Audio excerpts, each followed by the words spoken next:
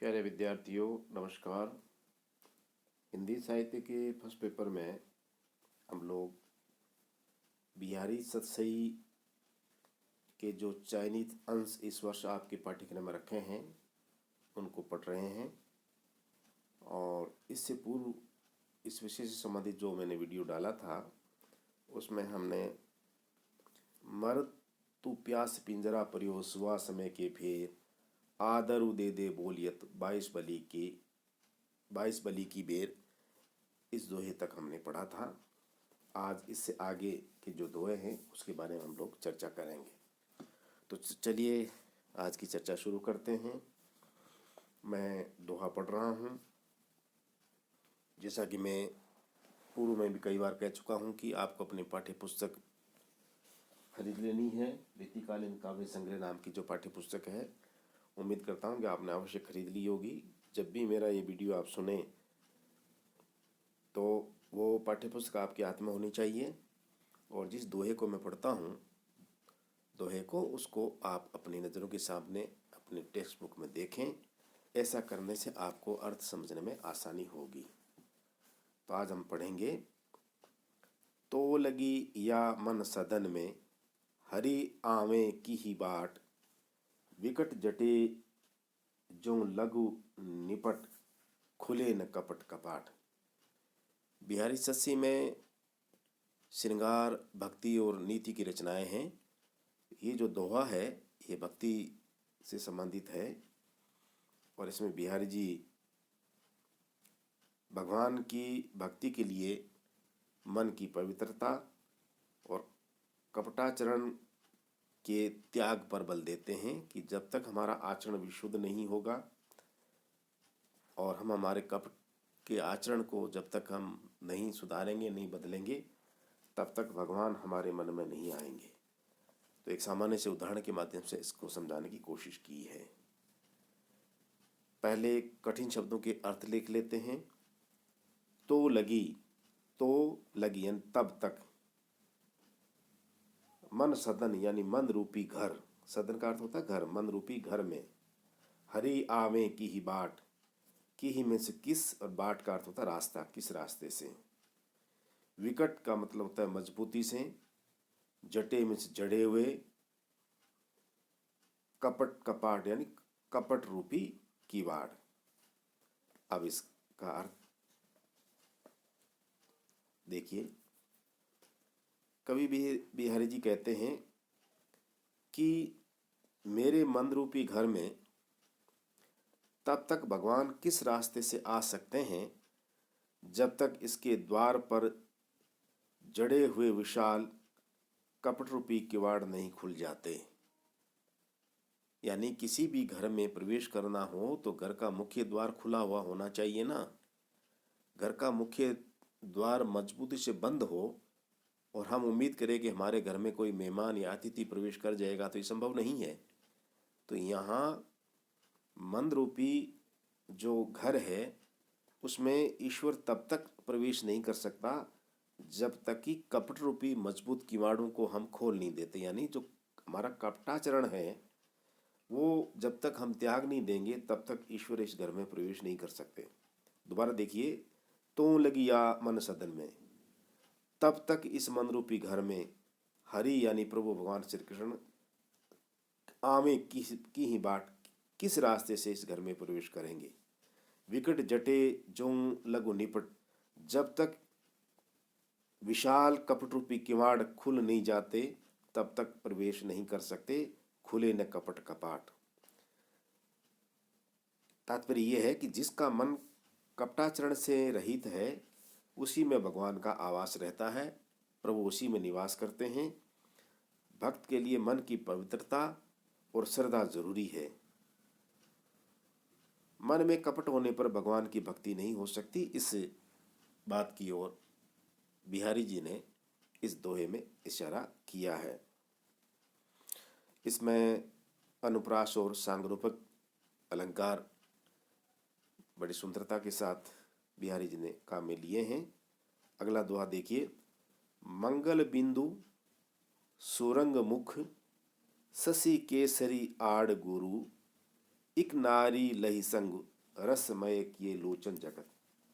प्रिय विद्यार्थियों, ये जो दोहा है ये व्याख्या की दृष्टि से अति महत्वपूर्ण है। इसको खास तौर से पढ़िएगा, एक एक पंक्ति को ध्यान से। पहले कठिन शब्दों का अर्थ। मंगल का अर्थ होता है कल्याणकारी, और दूसरा इसका अर्थ है एक नक्षत्र। सुरंग का अर्थ होता है लाल। आड़ का मतलब आड़ा तिलक। गुरु यानी बृहस्पति। नारी यानी स्त्री, और दूसरा इसका अर्थ है राशि। रसमय का अर्थ होता है प्रेममय या जलमय। ये जो दोहा है बिहारी सतसई से लिया गया है, और इसमें नायिका की जो रूप छवि है उस पर आसक्त नायक उसकी सखी से कहता है। क्या कहता है? यानी एक नायिका है, उसकी रूप छवि पर आसक्त हुए एक प्रेमी उस नायिका की सहेली से कहता है। इसमें ज्योतिष शास्त्र की एक सामान्य बात की ओर इशारा किया है। ज्योतिष शास्त्र में एक योग होता है जिसमें मंगल, चंद्र और बृहस्पति एक ही राशि में अगर स्थित हो जाएं तो धरती पर अत्यधिक वर्षा होती है। ध्यान से सुनिए, ज्योतिष शास्त्र में एक योग होता है जिसमें मंगल ग्रह, चंद्र ग्रह और बृहस्पति ग्रह अगर एक राशि में आ जाए तो पृथ्वी पर बहुत अधिक वर्षा होती है। इस दोहे में ज्योतिष शास्त्र के इस सामान्य योग के माध्यम से नायिका के रूप लावण्य का, उसकी छवि का, उसकी मनमोहक छवि का वर्णन किया है। अब देखिए तीनों राशियां एक जगह कैसे एकत्रित हो गई। नायिका के ललाट पर सुंदर लाल बिंदु रूपी मंगल ग्रह, यानी नायिका ने अपने चेहरे पर लाल बिंदी लगाई हुई है, तो वो लाल बिंदी क्या हो गया? मंगल ग्रह हो गया। और मुख उसका क्या हो गया? चंद्रमा। और उसकी ललाट पर जो केसर का आड़ा तिलक है पीत वर्ण का, वह बृहस्पति है। और ये तीनों जो है एक ही नारी यानी एक ही राशि में एकत्रित है। यानी जिस प्रकार ज्योतिष शास्त्र में एक योग बनता है कि मंगल, चंद्रमा और बृहस्पति एक राशि में आ जाएं तो पृथ्वी पर अत्यधिक वर्षात होती है। यहाँ ये तीनों एक जगह हैं। यानी नायिका का चेहरा चंद्रमा है, नायिका के ललाट पर लगाई हुई लाल बिंदी मंगल ग्रह है, और उसकी ललाट पर आड़ा आड़ा जो तिलक है केसर का, वह बृहस्पति है। तो इन तीनों नक्षत्रों को यानी तीनों को एक ही नारी ने ग्रहण कर लिया है। यानी तीनों नक्षत्र एक ही राशि में है। इसलिए जिस प्रकार ये तीनों ग्रह एक राशि में आने से पृथ्वी पर बहुत अधिक वर्षा होती है, उसी प्रकार नायक कहता है कि मेरे आंखों रूपी संसार में अत्यधिक वर्षा हो रही है, यानी मेरी आंखों को रसमय कर दिया है। अर्थात नायिका के ललाट पर लगी लाल बिंदिया उसके सुंदर चंद्रमुख और केसर के तिलक से आकर्षित होकर मेरे नेत्रों को प्रेममय और सजल बना दिया है। इस दोहे में श्लेष अलंकार का, अनुप्रास अलंकार का और सांगरूपक अलंकार का प्रयोग किया गया है। श्लेष का बहुत खूबसूरत उदाहरण है। जब कभी आपको श्लेष अलंकार के बारे में पूछा जाए तो इस दोहे को भी आप उदाहरण के रूप में रख सकते हैं। अगला दोहा देखिए। जोग जुगति सिखे सबे मनो महामुनि मेन, चाहत प्रिय अद्वैतता काननु सेवत नेन। इस दोहे में भी श्लेष का बड़ा सुंदर प्रयोग हुआ है। रूपक और उत्प्रेक्ष अलंकार भी हैं। तो पहले देखिए इस दोहे में आए हुए कठिन शब्द। जोग जुगति। जोग युक्ति यानी चित्त की वृत्तियों की युक्ति, यानी चित्त की जो वृत्तियां हैं उसको कैसे नियंत्रण में किया जाए उसकी युक्ति। और दूसरा इसका अर्थ होता है नायक से मिलाप का उपाय। जोग यानी पहला अर्थ तो योग और दूसरा है मिलन मिलन। मेन का अर्थ होता है कामदेव। अद्वैतता का अर्थ है अभिन्नता, जिसमें द्वैत का भाव समाप्त हो जाए। कानन का अर्थ कानन के दो अर्थ हैं, कानों तक या कानों को, और दूसरा है वनु को। सेवत नैन, नैन में आंखें। ये दोहा बिहारी सतसई से लिया गया है। इसमें कवि बिहारी ने जो नव यौवना मुग्धा नायिका है उसके नेत्रों की सौंदर्य वृद्धि को लक्ष्य करके उसकी सखियों की परिहासात्मक प्रशंसा कथन का वर्णन किया है। यानी इस दोहे में बिहारी जी ने नायिका की खूबसूरत आंखों का जिक्र किया, उसकी प्रशंसा की है। नायिका की जो सखियां हैं उनका कथन है, नायिका से उसकी सखियां कहती है कि तुम्हारे जो नेत्र रूपी योगी है ना, वे कान रूपी वन का सेवन करने लगे हैं। मानो कामदेव रूपी महामुनि के द्वारा योग की सब युक्तियां सिखाए हुए ये प्रियतम से अद्वैतता अर्थात अलग न होना चाहते हैं, जैसे कि योगी जन परमात्मा से एकता स्थापित करना चाहते हैं। अर्थ यह है कि जिस प्रकार किसी योग्य सिद्ध साधक के द्वारा कोई साधनारत योगी योग साधना की समस्त विधियां प्राप्त करने सीखने के लिए वनों में निवास करता है, नायिका की आंखों की कोर इतनी बड़ी बड़ी है कि कानों तक विस्तृत है। आशय यह है कि महामुनि योग साधना से जीवन मुक्त होकर ब्रह्ममय बनना चाहते हैं। इस कारण वे वनों में तपश्चरण करते यानी तपस्या करते हैं।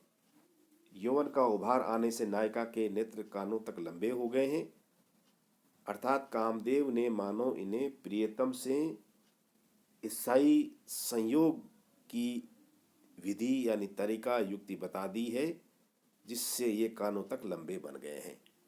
संक्षेप में इस दोहे का अर्थ है कि नायिका के नेत्र अत्यधिक सुंदर हैं और नायिका की जो आंखों की कोर है वो कानों तक विस्तृत है, फैली हुई है।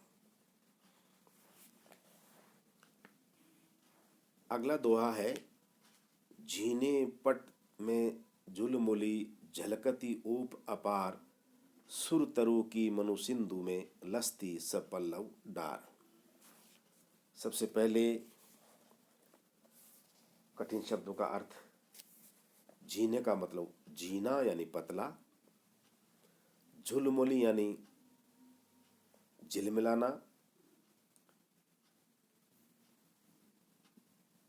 ओप का अर्थ होता है शोभा, सुरतरु कहते हैं कल्प वृक्ष को, लसती का अर्थ होता है सुशोभित होना, शोभित होना, सपल्लव यानी पत्तों सहित, डार मिस डाली। सिंधु का अर्थ होता है समुद्र। अब आप इसका अर्थ देखिए। बिहारी सतसई से लिए गए इस दोहे में बिहारी जी नायिका की रूप शोभा का बहुत सुंदर वर्णन करते हैं। नायक से नायिका की दूती कहती है।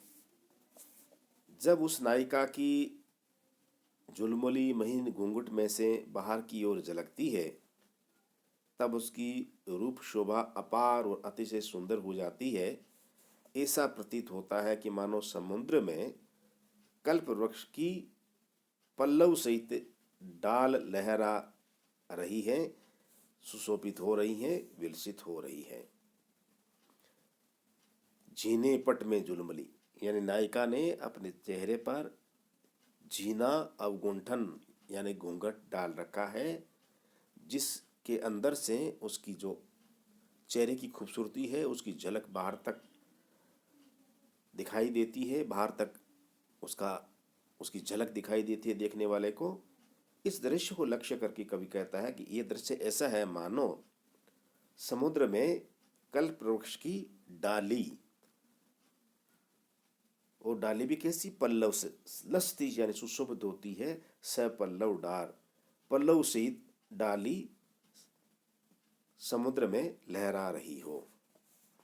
इस दोहे में नायिका के सुंदर शरीर को कल्प वृक्ष और उसके नाक, कान, होंठ आदि को कल्प वृक्ष के पत्तों से उपमित किया यानी उपमा दी है, और दूती के द्वारा नायिका के शरीर को कल्प वृक्ष बताने से नायक की जो मनो अभिलाषा है उसकी पूर्ति व्यंजित हुई है।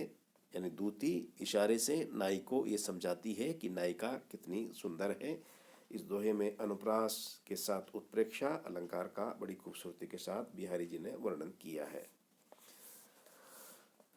अगला जो दोहा है वह है अजो तर्यो ना ही रहो, श्रुति सेवत इक रंग, नाक बास बेसरी लयो, बसी मुक्तन के संग।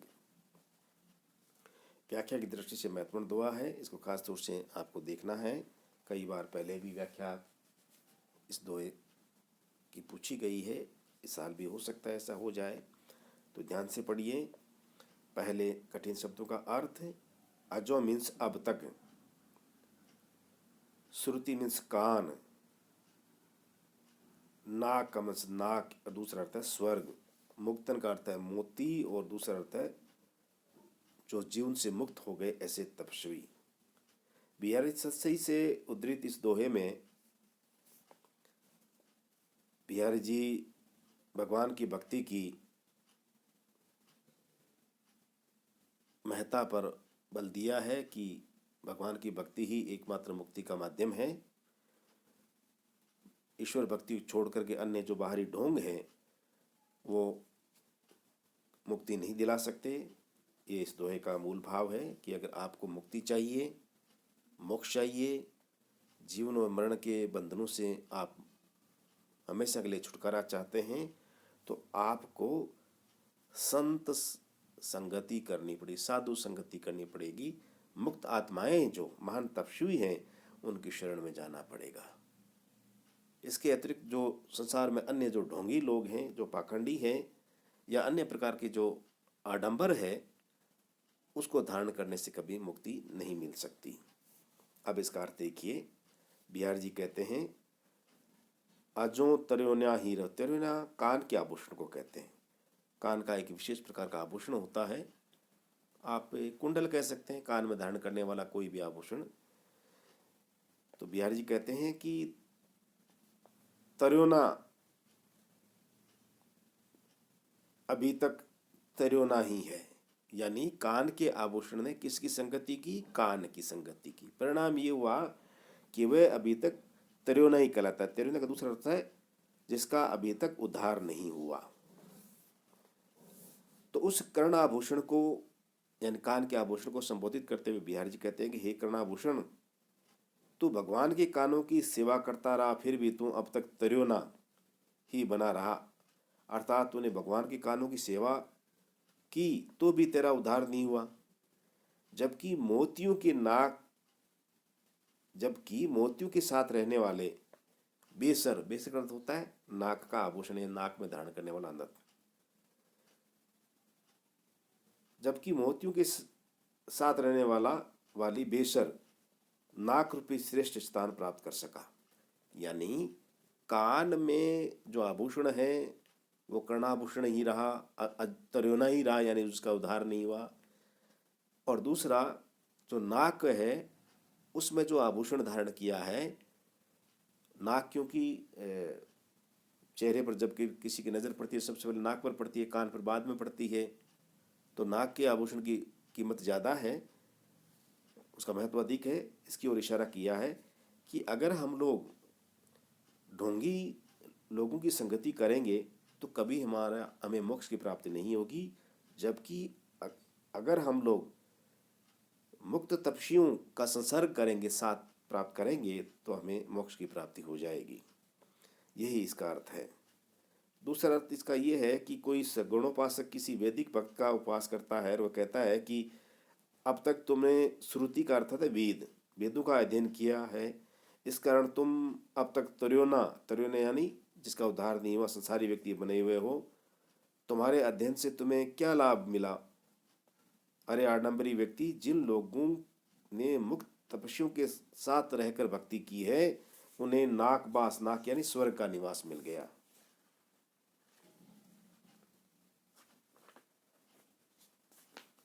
इसमें इस दोहे में श्लेष अलंकार का सुंदर उदाहरण है ये दोहा। इसमें श्लेष का बड़ा खूबसूरती से प्रयोग किया है।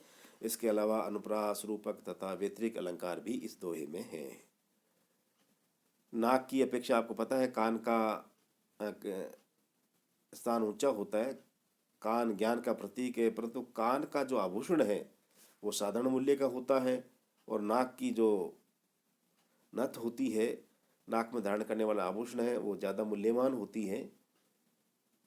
इस दोहे में कवि का आशय यह है कि जीवन भर केवल वेदों का अध्ययन करते रहने से या बहुत ज़्यादा ज्ञानी व्यक्ति बन जाने से व्यक्ति का कल्याण नहीं हो सकता। अगर संसार से मुक्ति पानी है तो जो मुक्तात्माएं हैं, जिन्होंने संसार से अपने आप को विरक्त कर लिया, अलग कर लिया है,